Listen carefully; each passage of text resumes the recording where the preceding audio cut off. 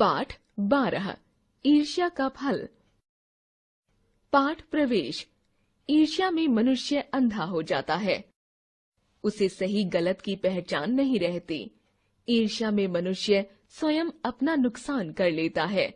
कैसे? आइए पढ़ते हैं इस कहानी में। पाठ उद्देश्य।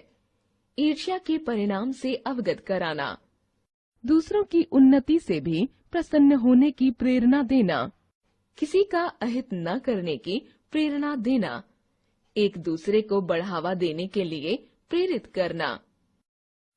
किसी गांव में एक गरीब बुढ़िया रहती थी।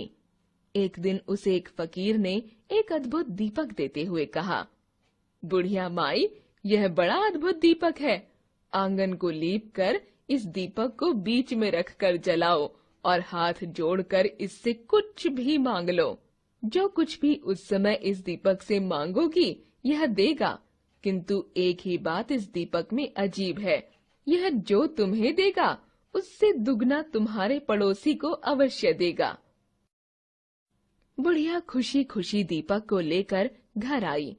आंगन को लीप कर उसने जलता हुआ दीपक आंगन के बीच में रखकर कहा, हे करामाती दीपक, मेरे घर का एक कमरा रुपयों से भर जाए। बुढ़िया ने आश्चर्य से देखा कि घर का एक कमरा रुपयों से भरा था।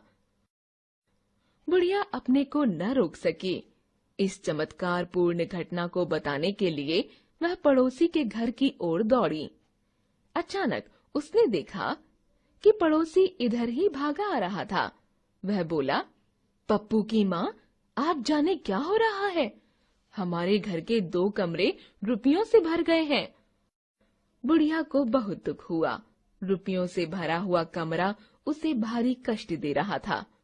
बुढ़िया ने फिर दीपक को प्रणाम किया और बोली, दीपक महाराज, कृपा करके मेरी एक आंख फोड़ दो और मेरा एक पैर भी तोड़ दो।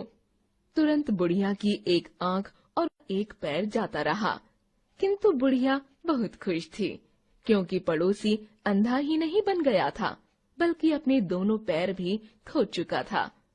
अब प्रश्न पैदा होता है कि अपनी एक आंख और एक पैर खोकर भी बुढ़िया क्यों प्रसन्न थी? उसको क्या मिल गया था? बुढ़िया इसलिए प्रसन्न थी क्योंकि पड़ोसी अंधा और अपाहिज बन गया था। ईर्ष्या आदमी से बड़ा पाप कराती है।